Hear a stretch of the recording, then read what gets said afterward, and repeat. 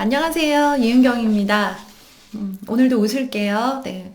운동 못하고 계시죠? 책은 좀 읽고 계신가요?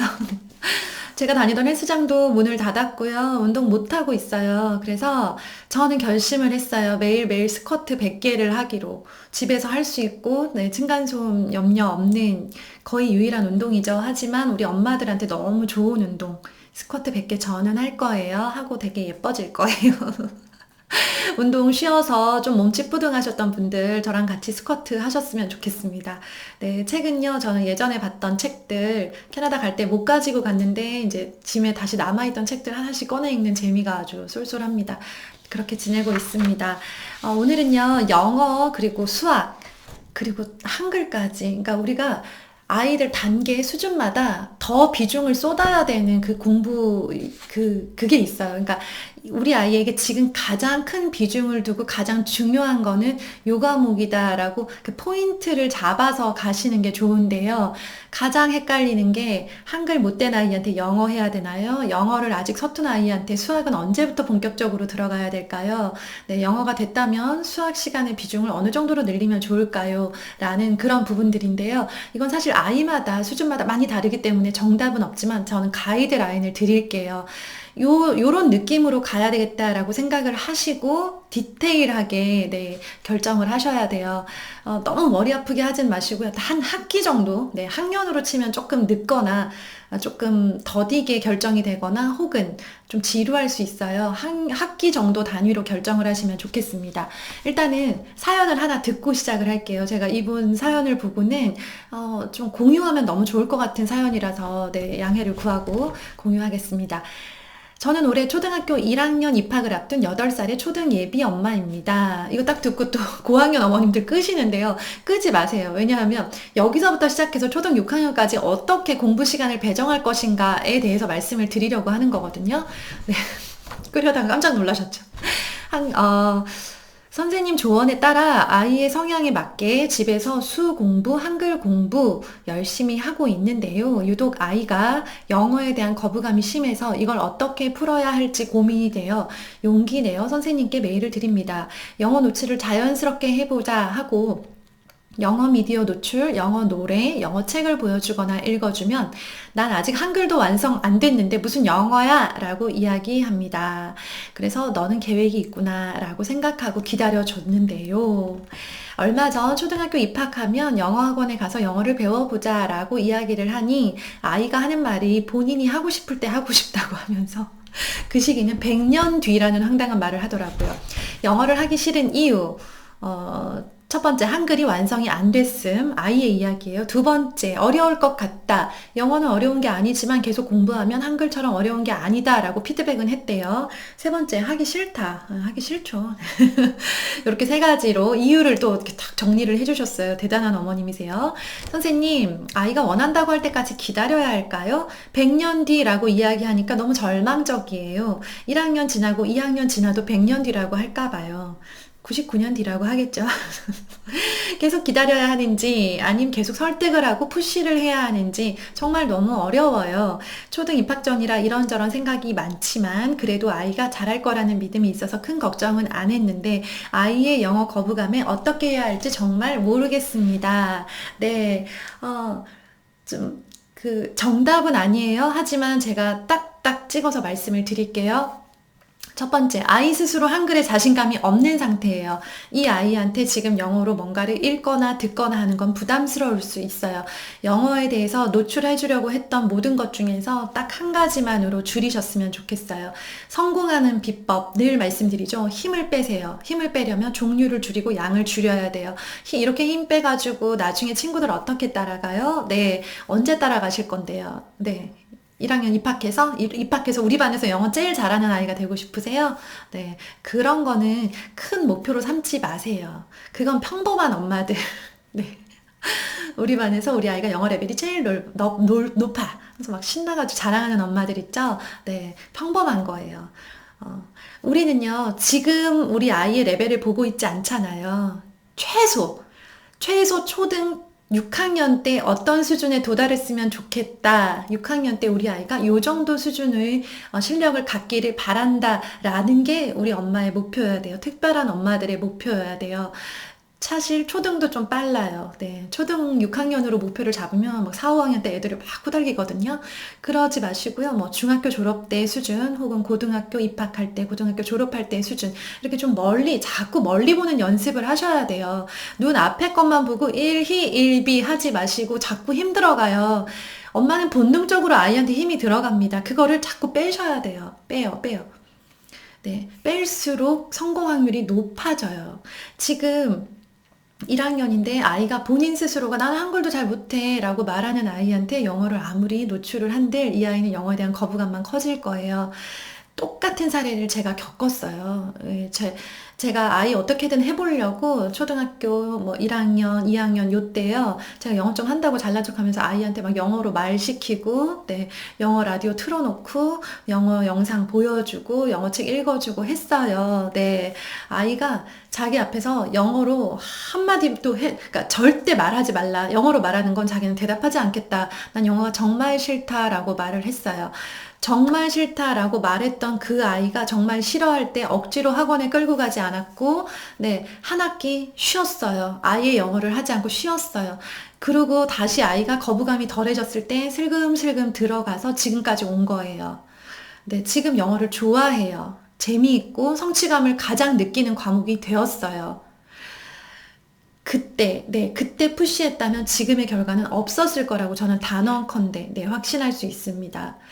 제가 욕심을 부려서 네, 남들, 친구들 레벨에 맞추려고 마구 푸시를 했었다면 분명히 내 아이의 거부감은 더 커졌을 거라고 생각을 해요. 그래서 아이가 100년 뒤라고 말하는 건요, 자기가 100년 뒤지만 하기는 할 거라는 얘기예요. 물론 100년 뒤가 죽는다는 얘기인가? 네, 그건 모르겠지만, 하긴 해야 되는 건 아이도 알아요. 우리 아이들 중에 영어 안 해도 된다고 생각하는 사람은 없어요. 이미 영어를 해야 된다라고 하는 그런 무거운 마음은 우리 아이들 모두에게 있는데요. 그런데 지금 아이가 한글에 자신감이 없고 한글을 핑계로 삼고 있는 상황이라면 지금 한 학기 단위로 결정하시라고 했죠. 이번 한 학기는 영어 노출 없어도 좋으니까 그냥 한글에 완전 집중하자. 푹 파묻혀서 한글 독서 수준을 그냥 이참에 확 빼자라는 느낌으로, 네, 그런 큰 그림으로 이번 학기를 보내셨으면 좋겠어요. 2학년이 돼서 또 그거는 그때 걱정하세요. 아이한테 딱 협상을 하는 거죠. 한 가지. 엄마가 영어 책을 읽어주거나 너가 뽀로로를 영어로 한 편을 보거나 혹은 영어로 노래를 한 곡 듣거나 따라 부르거나 혹은 너가 영어로 글쓰기 하는 거, 책을 보고 따라쓰기 하는 거, 이런 영어로 할 수 있는 것들 5개를 제시를 하고요. 이 중에서 딱 한 가지만 매일 하자. 5개를 다 하면 너무 좋지만 너가 지금 싫어하니까 엄마는 더 강요하지 않을게. 즉, 엄마가 지금 이번에 한 발 물러선다는 거를 충분히 어필을 해주세요. 그리고 5개 중에 자기가 제일 만만한 거 하나 고르겠죠? 저희 아이들 같으면 아마 뽀로로 영상을 매일 보겠다고 할 것 같아요. 그거 하나만 이번 학기 내내 그냥 영어 노출 그런 의미로 해주시고요. 나머지 시간 동안은 아직 8살이니까 한글에 충분히 집중하셔도 아주 좋은 시기예요. 아이 말대로 한글에 자신감이 먼저 붙어야 돼요. 한글로 자기가 자유자재로 책을 읽고 글을 쓰는 아이가 되잖아요. 그러면 네, 틀림없습니다. 나중에 영어라는 언어를 접했을 때도 자신감이 있어요. 내가 한글도 처음에는 못했는데 하다 보니까 잘 되네 라고, 잘 됐었지 라고 하는 그 성공 경험이 영어에서도 적용이 될 거예요. 그런데 한글에서 무서웠던 친구는 영어를 접할 때 다시 또 무서워질 수밖에 없는 거죠. 그러면 이제 지금은 비중을 한글을 높이고 영어를 살짝 줄인 상태에서 점점점 영어 비중도 높여가야 돼요. 한글 독서가 올라가는 상태에서 영어 독서가 따라가고, 그 시기가 가장 꽃을 피워야 되는 시기. 한글 독서가 계속 올라가되 어느 정도 유지만 하는 상태에서 영어 독서가 폭발적으로 늘어나서 영어 독서의 수준이 올라가야 하는 시기가 4학년, 5학년 정도라고 생각을 해요. 아이마다 스케줄에 따라 공부할 수 있는 시간이 정해져 있어요. 공부할 수 있는 시간의 양이 정해져 있는데 영어의 비중을 무조건 더 줘야 되는 시기가 5학년 이전이라고 생각을 해요. 영어 시작이 좀 출발이 늦었던 친구들은 6학년 가서까지라도 영어의 비중을 줘서 영어 독서와 영어 듣기에 계속 좀 시간을 노출을 해 주시고요. 엄마가 판단하기에 아이가 리더스북과 챕터북을 곧잘 읽는다. 요 정도는 아이가 이제 영어 책을 읽었을 때 이해를 하고 영어로 된 영상을 들었을 때 어느 정도 100%란 건 없어요. 저도 지금 뭐 영어로 이렇게 보잖아요. 반도 못 알아듣는 것 같아요. 그렇게 오랫동안 영어 공부를 했으면서도요. 아이도 마찬가지예요. 하지만 꾸준한 노출만이 정답입니다. 지금 아이를 뭐 어떻게 할 수 없잖아요. 귓구멍을 막 뚫을 수도 없고. 네, 꾸준한 노출을 해준다는 전제하에 수학에 힘을 줘야 되는 시기가 바로 5학년부터인 거예요. 그 전까지는 영어를 많이 하고 수학을 조금 낮췄고요. 5학년부터는 영어 수학의 비중을 거의 같게 만드시고요. 6학년부터는 네, 좀 빠른 친구들은 5학년부터 대치동의 수학 선행도 5학년 때 본격적으로 이제 시작을 하죠. 5학년 때부터는 수학 쪽으로 좀 이렇게 한마디로 네, 조금 더 무게를 실어주고요. 선행을 시작을 해야겠다라고 생각을 한다면 5학년 정도부터가 적당하다고 저는 생각을 합니다. 네, 이건 누구나 다 다를 수 있어요. 생각은요. 학원 선생님마다 다를 수 있고 학교 선생님마다 다를 수 있는 부분이고요. 저는 제 경험상, 네, 너무 일찍, 저희 반에도요, 일찍 선행 시작한 친구들이 있었어요. 일찍부터 수학 문제집에 매달리는 친구들이 있었는데요. 네, 아이가 금방 힘들어하고 쉽게 지치더라고요. 그래서 수학 쪽으로는 5학년부터다라고 이렇게 좀 큰 그림을 그려 놓으시고요. 영어가 아직 충분히 노출이 안 됐는데요. 영어 수준이 아직 그렇게까지 안 되는데요. 하시는 경우에는요, 6학년까지도 영어에다가 노출을 좀 해주세요. 중학교 수학을 6학년 때 미리 한다는 그런 이유로 영어를 거기서 지금 놓아버리면요. 영어도 못 잡고 수학도 못 잡는 상황이 오거든요. 중학 수학은 중학교 들어가서 열심히 따라가도 갈 수 있어요. 그러니까 6학년 때까지, 빠르다면 5학년, 빠르다면 4학년 때까지 영어의 노출을 충분히 해주셔서요. 영어 수준을 어느 정도까지는 올려놓겠다라는 각오로 가시고요. 지금 이 친구처럼, 네, 1학년, 2학년, 약간 막 좀 뭐 책을 읽는 것도 아니고 안 읽는 것도 아니고 영어 공부에 습관이 안 잡히고 기틀이 안 잡힌 친구들은요. 영어를 강요하기보다는 한글을 노출해주는 시간이라고 생각을 하고 영어는 네, 딱 한 가지 네, 뭐라도 좋으니까 영어라는 언어에 노출이 될 수 있는 정도까지만이라고 생각을 해주세요. 그래서요, 이게 아이들은 알 수가 없어요. 제가 지난번에도 말씀드렸지만 엄마는 메타인지가 중요하다고 했죠. 엄마가 위에서 내려다보고 있어야 돼요. 메타인지를 그 어원을 살펴보면요. 하늘에서 매가 쳐다보고 있을 때 그 모습으로 아이를 바라보는 거예요. 그러니까 엄마의 메타인지라면요. 매는 하늘에서 보면 다 보여요.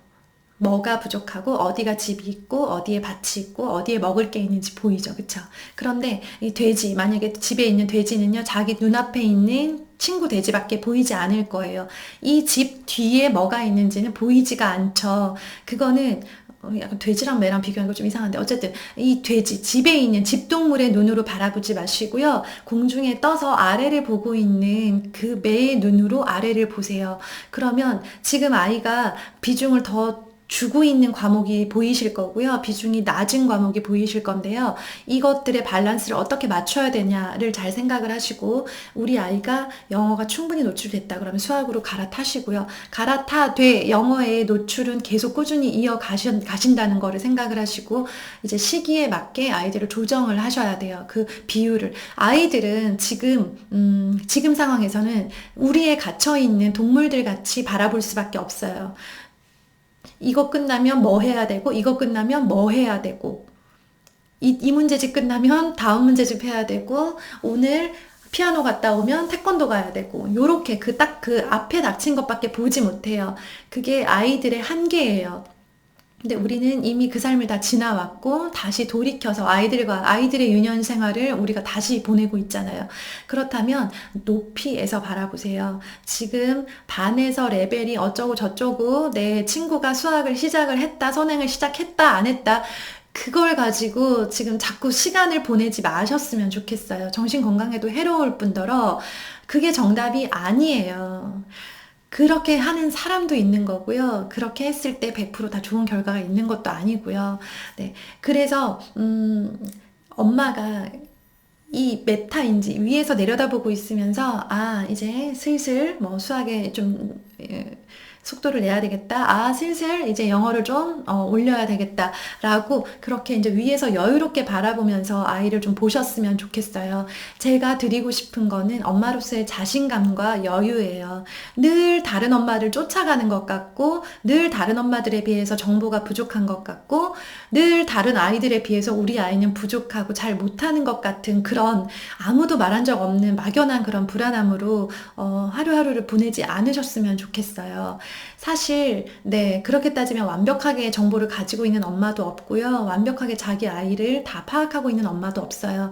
그냥 내가 자신감을 가지고 지금 상황에서 여유를 가지고 아이를 키우고요. 네, 이 여유를 가지고 아이를 바라보고 대할 때 아이가 이제 이 어머니 하기 싫다라고 딱 꼬집어서 말하는 이 아이도요. 엄마가 자기를 믿고 기다린다라는 걸 알고 있으면요. 어느 순간 한글책에 푹 빠져 있다가 엄마 나 영어책도 한번 읽어볼래요 라고 하는 말을 하게 될 수 있어요. 1학년, 적어도 2학년 때까지는요. 영어 때문에 너무 속 끓이지 않으셨으면 좋겠어요. 네, 아이마다 때가 있거든요. 그래서 강하게 추천합니다. 이번 한 학기 한글에 올인하세요. 네. 어려운 시기 우리 같이 웃으면서 헤쳐갔으면 좋겠어요. 음, 참 너무 많은 기사가 쏟아지고 너무 많은 어려움들이 있고 네, 지금 지역마다 또 가족마다 상황마다 네, 너무 어려운 점이 많을 텐데요. 어렵다, 어렵다 생각하면 정말 너무 어렵기 끝이 없는 상황. 네. 작은 것에 감사하고 그리고 우리 아이들이 집 안에서 어쨌든 네, 바이러스로부터 안전하게 지금 생활하고 있다는 거 그것만으로도 너무 감사한 하루를 보내셨으면 좋겠어요. 저는 그런 하루를 보낼 거예요. 그리고 스쿼트를 100개 할 겁니다. 내일 결과를 말씀드릴게요. 감사합니다. 좋은 하루 되세요.